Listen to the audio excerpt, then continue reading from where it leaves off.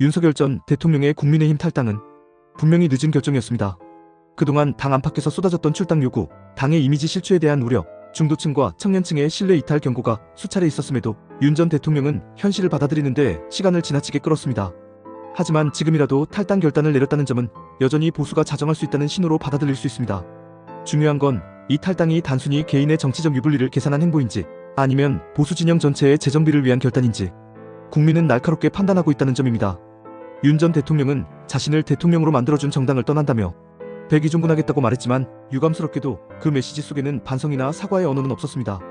여전히 자유, 법치, 전체주의에 대한 저항과 같은 거대 담론을 내세우며 자신이 지지해온 노선을 정당화하려는 태도가 엿보입니다.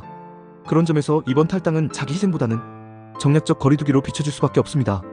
탈당을 통해 국민의힘이 자유롭게 선거 전략을 짤 수 있도록 스스로 물러섰다는 해석도 가능하지만 정작 국민이 기대했던 책임 있는 자세나 과오에 대한 성찰은 빠져 있었기 때문입니다. 그렇다고 이번 탈당의 정치적 효과를 전면 부정할 필요는 없습니다. 윤 전 대통령이라는 이름이 여전히 당에 큰 상처를 주고 있었고 그가 머무는 한국민의힘은 계속 윤석열의 정당이라는 프레임에서 자유로울 수 없었습니다. 특히 12.3계엄 논란 이후 그의 존재는 보수 지지층 내부에서도 분열을 야기하는 요소가 되었고 중도층과 젊은 유권자들은 그를 정치적 부담으로 인식해왔습니다. 그렇기에 그의 탈당은 당이 새 출발을 할 수 있는 명분을 만들었다는 점에서 의미가 있습니다. 물론 타이밍은 놓쳤지만 이제라도 그가 스스로 물러난 것은 보수 재편의 최소한의 출발선이라고 볼 수 있습니다. 하지만 더불어민주당은 이 결정을 곧바로 위장 탈당 쇼로 규정하며 강하게 비난했습니다.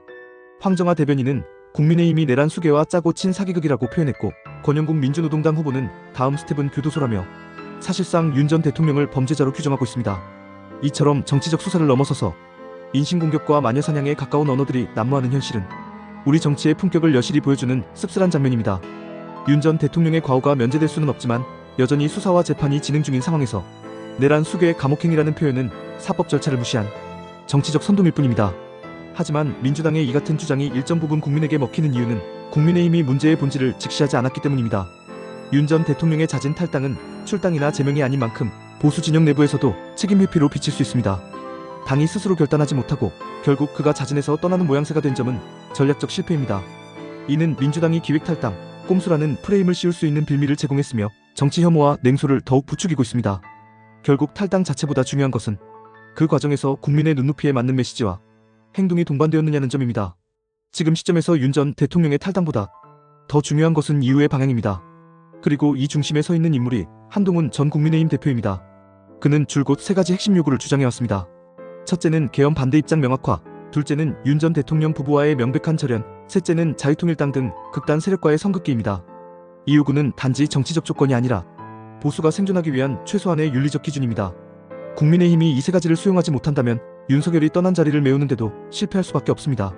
첫 번째 조건인 계엄 반대는 이미 당이 공식적으로 사과한 바 있으나 여전히 애매한 태도를 유지하는 인사들이 존재합니다. 김문수 후보 역시 계엄 문제에 대해 분명한 입장 선회를 하지 않고 있습니다. 이것은 위기입니다.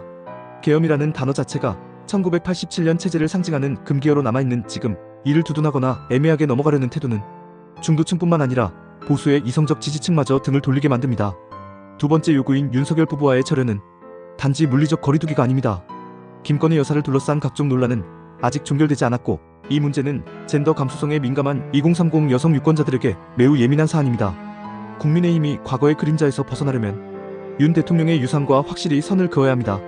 지금도 윤 전 대통령이 김문수 후보를 지지하는 메시지를 계속 내놓고 있는 상황에서 김 후보는 이에 대해 분명하게 입장을 정리할 필요가 있습니다. 세 번째로 가장 중요한 요구는 극단 세력과의 절연입니다. 자유통일당 등 이른바 태극기 세력과의 거리두기 없이 중도층의 신뢰 회복은 불가능합니다.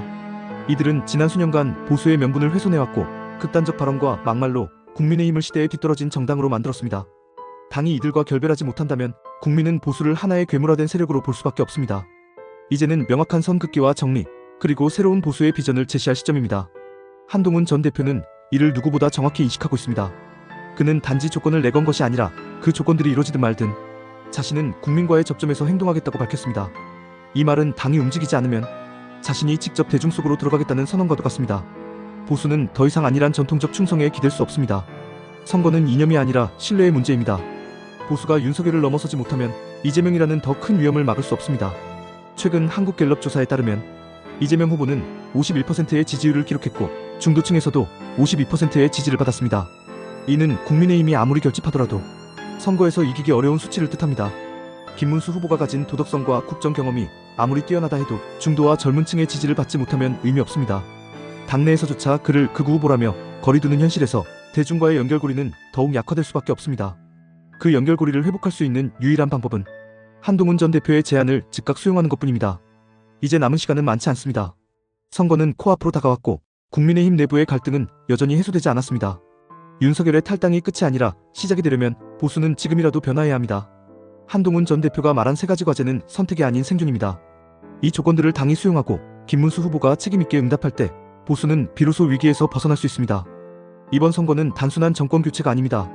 그것은 자유민주주의를 수호하고 법치와 상식이 무너지는 것을 막기 위한 최후의 방어선입니다. 그 방어선이 무너졌을 때 우리는 더 이상 공정과 정의를 말할 자격조차 없을 것입니다. 윤석열 전 대통령의 탈당을 정치적 꼼수로만 볼 것이 아니라 그를 통해 당이 새로 태어날 수 있는 계기로 삼아야 합니다. 진정한 보수는 변화 앞에 겸허해야 하며 국민 앞에 진심을 보여야 합니다. 단합하라, 그리고 바뀌어라. 그것만이 승리의 길이다.